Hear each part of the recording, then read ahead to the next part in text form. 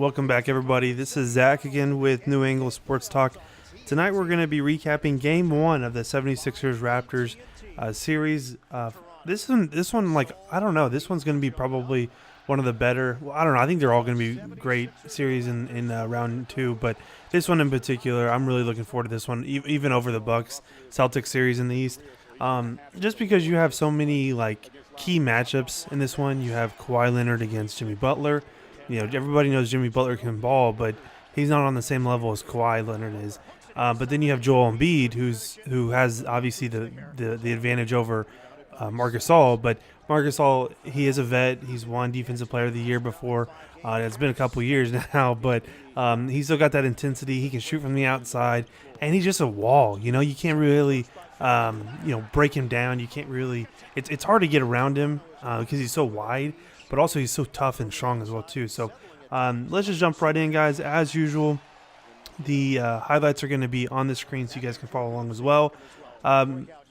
Really, at the start of the game, the Raptors, the Raptors didn't really start off that well, but they got hot in the first quarter, that's for sure. You're going to see all that right now. But the Raptors started off 1 in 5 shooting the ball. So they made one out of 5 shots, but then went on to make 13 in a row. This is really the key with the Raptors the entire game is getting off on that strong start, the fast start, and then just keep building on it as they go on. And that's exactly what they did. So they started off kind of slow, the first 5 shots, but right after that, they hit 13 in a row. And it wasn't just Kawhi, but it was also Pascal Siakam as well, too. And I've said this in the first round in all those videos that we covered with the Orlando Magic and Toronto Raptors series as well. But Pascal Siakam is such a difference maker on this team. In the first quarter, though, Pascal Siakam and Kawhi Leonard did each, they didn't combine, but they each had 17 points of their own. And both teams, though, they did come out pretty well scoring. The Raptors had 73% field goal shooting, and the 76ers did 57%. So obviously the Raptors had the better advantage. However, the game was only an 8-point game after the first quarter. They both combined to score 70 points on the first quarter. Both teams did. So if you liked offense, you definitely liked this first quarter, I would assume. About a minute left in the first quarter, though. Joel Embiid has a pretty big dunk. I thought it was really, really big. So they had, it was a good overall first quarter for both teams. But specifically for the Raptors, they just came out hot. And Pascal Siakam and Kawhi Leonard, they were on a mission to work with each other and kind of get this done tonight, that kind of thing. But if you're in the 76ers spot, you are not complaining, giving up 17 each to both of those guys, and only being down by I think it was 8 or something in the first quarter. So the final score was 31-39. So Toronto was up at the first quarter. Now in the second quarter, you kind of saw a lot of the defensive matchups, kind of what I was telling you about in the beginning of the video, where Jimmy Butler, you'll see in this highlights, Jimmy Butler didn't really have a great game by any means, but when it came down to the matchups that were played tonight, Jimmy Butler he couldn't really control any of Kawhi Leonard, but Kawhi Leonard was primarily being guarded by Ben Simmons that I noticed throughout the game, Tobias Harris a little bit too, and that kind of thing. But it wasn't, that was one of the things that they just couldn't stop. Jimmy Butler is your defensive player. He's one of the top tier defensive guards in the league, and he couldn't, hinder Kawhi Leonard or Pascal Siakam at all, especially in the first half. Now, one thing that you do see pretty quickly in this game, and in the second quarter especially, is Serge Ibaka cannot guard Joel Embiid. He just can't do it. Joel Embiid's got a few inches on him. He's bigger, he's stronger, he's wider, he's more agile, he's younger, that kind of thing. Ibaka is definitely not the defensive player that he once was, especially from being in Oklahoma City.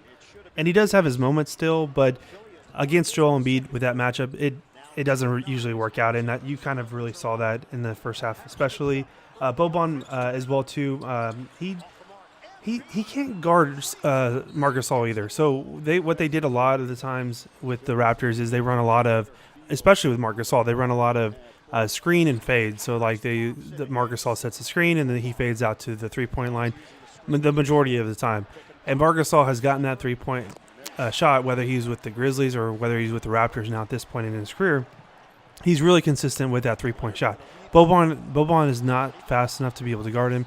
So really, as far as the defensive matchups, Marc Gasol and Joel Embiid pretty much need to match each other in minutes. When one of those guys are on the game, the other coach needs to put their guy on and play him as well too. But Boban really can't stop him at all. But with that being said, though, Boban is probably the most important bench player that they have on the 76ers, especially with Joel Embiid apparently not being 100% as well. So I think that's really going to get exposed, and you'd really rather not. You can't trust Greg Monroe because we know he can't play very good defense either as well. But that's really the big highlight for the Raptors in this. That would be my game plan if I was the Raptors, is going after their centers, not named Joel Embiid, but whenever they have to bring in their second unit, playing against those centers who just aren't agile or just can't play that good of defense, depending on who's on the floor. If it's Greg Monroe, you can do whatever you want on him, just about. And then if it's Boban, you just do a lot of fades and then shoot from the three with Marc Gasol, and it was lethal,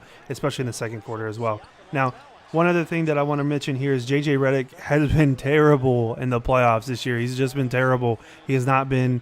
He's losing his touch, I think, to some effect as well. He just really isn't the same Redick anymore, and he just has not been performing very well.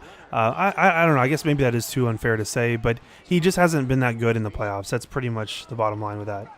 And then another play I want to highlight, you guys may have already seen it at this point, but with 3:30 left in the half, Kawhi hit a big-time shot over Joel Embiid. But how do you guard Kawhi Leonard? Like, that was picture-perfect defense from Joel Embiid. Rises up, he doesn't get underneath the shooter, so he gives him a place to land. His hands are up by the ball. It's not down by an elbow or on his wrist or whatever. He's elevating. And Kawhi was just on a mission tonight. He killed it, and you'll see at the end some of the scores that he had, the highlights he had. There was no stopping him tonight, unfortunately. And with that being the end of the half, only 5 Raptors players had scored, but Kawhi Leonard had 27 and Pascal Siakam had 22. Those two guys themselves really carried the load for the Raptors tonight. Now, jumping into the third quarter, I just told you a second ago, J.J. Redick has not played good at all. He did not play good in the first half either. But what did he do? He came out and hit 4 straight threes to open up the third quarter. So he changed it. Oh, and also he ended up being the lead scorer as well, too, for the 76ers. So big-time basketball from him. I talked way too soon with that, though, because he actually did do pretty decent in the second half of the game. Now, Kawhi Leonard, probably the play of the game was when Kawhi Leonard had a big block.